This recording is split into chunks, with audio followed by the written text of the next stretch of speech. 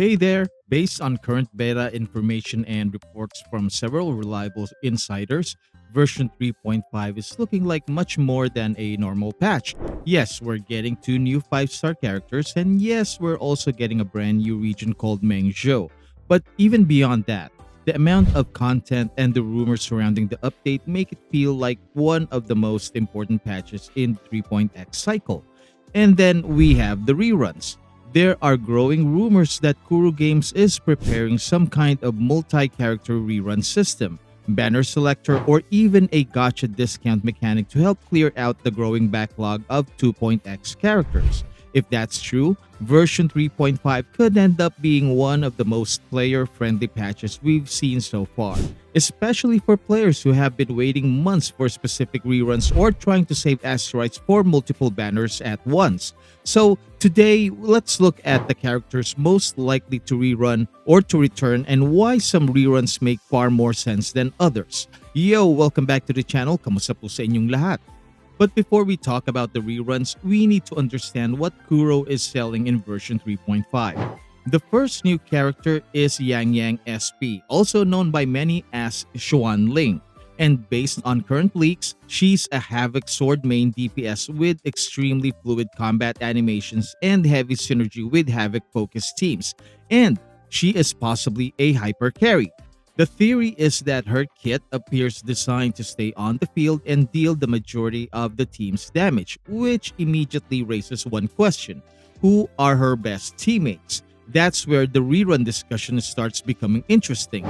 The second new character is Suisui, a Glacio support and healer.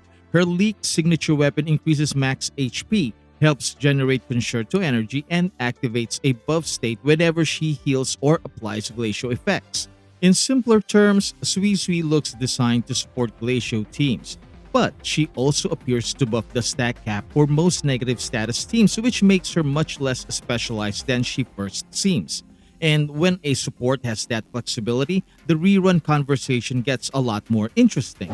Now, looking for cheaper than in-game top-ups? Use my LootBar link down in the description and pinned comments for a massive up to 25% in discounts. New users using my link gets an instant 8% discount coupon as well. Trusted with enhanced security features, LootBar offers the cheapest deals and fastest delivery time. You can do their do-it-yourself top-up or my personal preferred option, the direct no-password top-up where you only provide your UID and region. This is a practical way to save big while supporting the channel. Always spend responsibly, and thank you for using my LootBar link and helping keeping the lights on here. Now, back to the video. Okay, let's talk about the reruns. If we're talking about pure synergy, nobody benefits more from Suisui than Carlotta. Carlotta is already one of the premier Glacio damage dealers in the game, and nearly every part of Suisui's league kit seems built to support exactly that type of playstyle. Everything points toward making Glacio carries stronger. Historically, Kuro Games has been very willing to pair a new support with the DPS character that gets the most value from them. It creates a complete package for players and makes banner decisions much easier. Because of that, Carlotta currently looks like one of the safest rerun predictions for version 3.5. On the Havoc side, the conversation starts with Cantarella.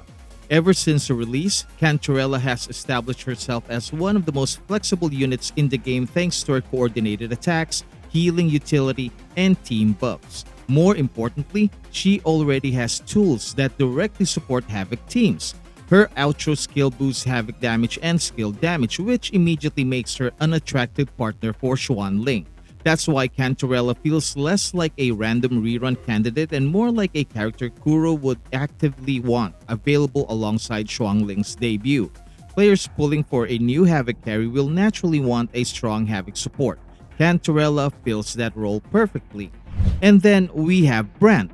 Unlike Cantarella, Brandt doesn't directly benefit Xuanling or Suisui from an elemental perspective. However, he remains one of the most universally useful support characters in the game thanks to his shielding and overall comfort.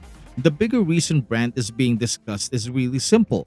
Historically, Brandt and Cantarella have been closely associated in previous banner cycles. If Kuro is creating a larger rerun selection system, seeing both characters return together wouldn't be surprising at all.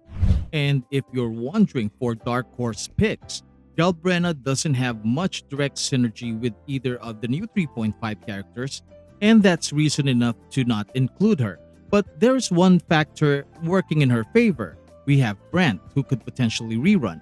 The synergy between Galbrena and Brandt is already well established, and if Brandt ends up included in a selector banner or expanded rerun lineup, Galbrena becomes a logical addition. It would allow players to build a complete fusion core within a single patch rather than waiting months for another rerun cycle, and that alone gives her a better chance than many players might expect. Another one is Roccia. Roccia is probably the most difficult character to predict. On paper, she's a Havoc support, which sounds promising. The problem is that most of her value comes from enhancing basic attack-focused gameplay. If Xuanling's damage profile leans into different skills, then Roccia becomes significantly less important. As for Aemeath and Qiuyuan, recent insider reports have cooled expectations considerably. Early speculation included both characters in the 3.5 conversation, but newer information suggests they may have been pushed further down the roadmap. Right now, the general expectation is that both characters are more likely candidates for version 3.6 rather than version 3.5. Of course, plans can always change, but they currently look like long shots at the moment. Now, let's talk a little bit about the June 26th live stream and why it matters so much. The biggest reason players should pay attention to the upcoming version 3.5 special broadcast isn't actually just because of the new characters and rerun banners. It's also about the systems. The live stream is expected to finally confirm whether the leaked multi-banner system, rerun selector, or gacha discount mechanics are real. And if even part of those rumors turn out to be true, it could fundamentally change how players plan their Astrite spending going forward. On top of that, the broadcast will officially introduce Mengzhou, the next major region arriving in Wuthering Waves. We're also expecting details about several quality of life improvements, including reports that players may be able to access regional bosses without being forced to complete large sections of the main story first. That would be a massive improvement for newer accounts and returning players. So, right now, Carlotta and Cantarella feel like the strongest rerun candidates heading into version 3.5. Brandt isn't far behind, while Galbrena remains a realistic possibility if Kuro wants to offer complete team packages through an expanded rerun system. But ultimately, everything comes down to June 26, because if the rumors surrounding the new gacha structure are accurate, then version 3.5 won't just be another patch. It could actually be the update that changes how reruns work in Wuthering Waves for the rest of the 3.x era. And that might be even more important than the arrival of Xuanling and Suisui themselves. As always, if this video resonated with you, please leave a like and subscribe, ring that bell for massive gacha luck and maybe a sandwich. Thank you so much for watching, maraming salamat po, and I will see you in my next video drop. Goodbye!